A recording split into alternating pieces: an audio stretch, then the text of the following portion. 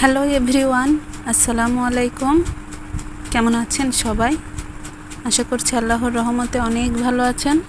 আমিও আলহামদুলিল্লাহ বেশ ভালো আছি।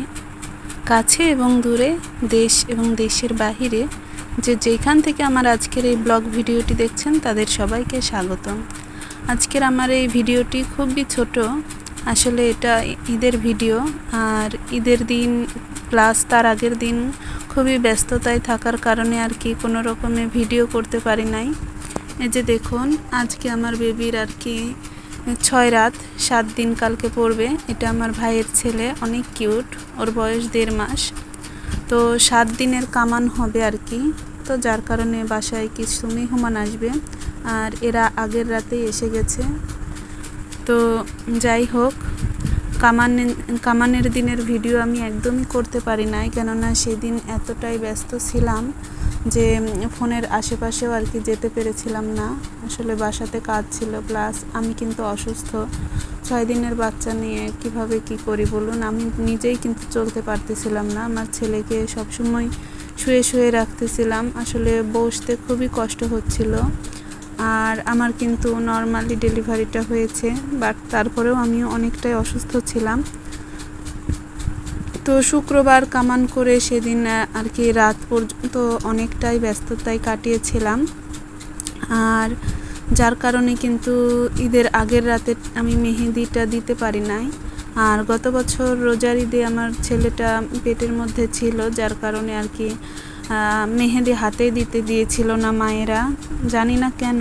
বাট বাচ্চা পেটে থাকলে নাকি মেহেদি দিতে হয় না, এটা মেনে চলতে হয়। তো যাই হোক, এবার বললাম যে মা, আমি কি মেহেদি দিতে পারবো? তো বললো হ্যাঁ, কোনো সমস্যা নেই, এখন তো বাচ্চা হয়ে গেছে, এখন আর কিছুই হবে না। তো আমি আমার ভাইয়ের বউ দুজনেই বেশ আনন্দ করে মেহেদি দিয়েছিলাম।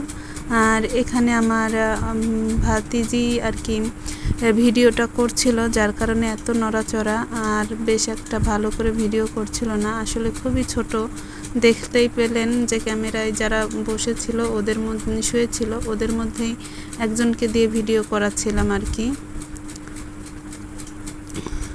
তো ও যে অনেকক্ষণ ধৈর্য নিয়ে বসেছিল ক্যামেরাটা নিয়ে, এটাই কিন্তু অনেক। যদিও নড়াচড়া হচ্ছিল খুব, বাট তারপরেও অনেকক্ষণ ধরে বসেছিল। আসলে মেয়ে মানুষ তো, যার কারণে ধৈর্যটা অনেক বেশি। আমার ছেলে কিন্তু 2-1 মিনিট ভিডিও করেই বলে হয়ে গেছে আম্মু, হয়ে গেছে। বাট ও দেখলাম খুব স্থিরভাবে প্রায় 10 মিনিটের মতো আমার মেহেদি দিতে সময় লেগেছে। আর ও ঠিক সেইভাবে ভিডিও করে গেছে। আসলে 10 মিনিটের বেশি হবে, কেননা আমি এটা কেটে ছেটে দিয়েছি অনেক জায়গায়, অনেক খারাপ ভিডিও করে ফেলেছে আর কি। ওর হাত চলে এসেছে, অন্যদিকে ক্যামেরা চলে গিয়েছে। বাট তারপরেও মাশাআল্লাহ, মোটামুটি মেয়েটার অনেক ধৈর্য আছে, যার কারণে এত সুন্দর করে মোবাইলটা ধরে রেখেছিল আর কি। তো ভিডিওটির এই পর্যন্ত কারা দেখেছেন, প্লিজ আমাকে ভিডিওটিতে একটা লাইক দিয়ে দিবেন। আর শুধু শুধু কমেন্ট করবেন না, উল্টাপাল্টা কমেন্ট করলে ভীষণ রাগ হয়। তো যাই হোক, আমার কথাগুলো জানি না ভালো লাগছে কি না, বাট তারপরেও বলছি, আমি কিন্তু এখনও অসুস্থ। আর আমার বাসায় নেট না থাকার কারণে কিন্তু আমি ভিডিওগুলো আর কি এডিট করে রেখেছি, বাট আপলোড করতে পারি নাই। আর আপনার ভাইয়ার ফোনে নেট আছে যদিও, বাট ঘরে নেটওয়ার্ক পায় না। আর রাতের বেলা আমি বাহিরে খুব একটা বেরো হই না, যার কারণে কিন্তু আমি ভিডিওগুলো কোনো কিছুই আপলোড দিতে পারছি না।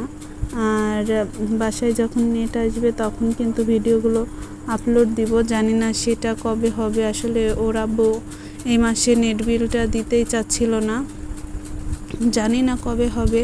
তো আমি আমার মতো ভিডিওগুলো আর কি টুকটাক করে এডিট করে যাচ্ছি, যে নেট আসলেই একটার পর একটা আপলোড করতে শুরু করব। আসলে শুধু শুধু নেট নিয়ে কাজ কি, ও এটাই বলে, কেননা আমি অসুস্থ, ভিডিও করে কাজ করা কঠিন। আর আমি কিন্তু এখন ফুল রেস্টে আছি, আর মায়ের বাড়িতেও নেই, এখন আমি নিজেরই ভাড়া বাসায় আসছি। তো আমার শাশুড়ি মা ডেকেছিল অনেকবার, বাট আমি কারো বোঝা হতে চাইনি। আসলে মায়ের বাসায় থেকে দেখলাম আসলে একটু বোঝাই হয়ে গেছিলাম মনে হয়। তো যার কারণে আমি ঈদের দিনই দুপুরবেলা চলে এসেছিলাম বাসায়। আর এই তো এখন কিন্তু আমি নিজের বাসাতেই বসে ভয়েস ওভার করছি। তো যাই হোক, তারপর ওর থেকে ক্যামেরাটা নিয়ে আমি দেখুন মেহেদিটা শুকানোর পর আবারও ভিডিও করে দেখাচ্ছি। এই তো মনে হচ্ছে যেন কতদিন পর হাতে মেহেদি দিলাম, আসলে মনে হচ্ছে কয়েক বছর পর মেহেদি দিলাম এমন।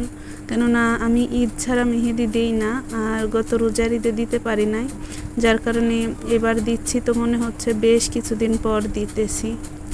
তো এখন আমার সেই ভাতিজিটাই আবার এগুলো উঠিয়ে দিচ্ছিল, দেখুন খুব সুন্দর করেই উঠিয়ে দিচ্ছিল।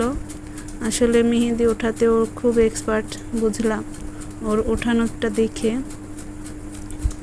তো যাই হোক, ভিডিওর মাঝখানে যদি কারোর কোথাও কোনো অংশ ভালো লেগে থাকে তবে লাইক কমেন্ট করবেন, আর যারা আমার চ্যানেলে নতুন তারা প্লিজ সাবস্ক্রাইব করে পাশে থাকবেন। আর একটা কথা বলি, আমি যেহেতু মায়ের বাসায় ছিলাম, তো মায়ের বাসাতে থাকার চেয়ে এখন দেখছি যে ভাড়া হোক তবু নিজের মতো করে থাকার শান্তি আলাদা। কেননা আমি এখন যেভাবে খুশি সেভাবে করছি। আসলে মায়ের বাসা বলুন আর শ্বশুরবাড়ি বলুন, মেয়েদের কোনো স্থায়ী ঠিকানাই হয় না। আসলে যাই হোক, আমি এত কিছু বুঝি না, তো মায়ের বাড়িতে আমি ভালো ছিলাম না, যার কারণে এখন আমি ভাড়া বাসাতেই কমফোর্ট ফিল করি। আর যার কারণে আমার ছেলের বাবাকে বললাম যে আমি বাসায় চলে যাব।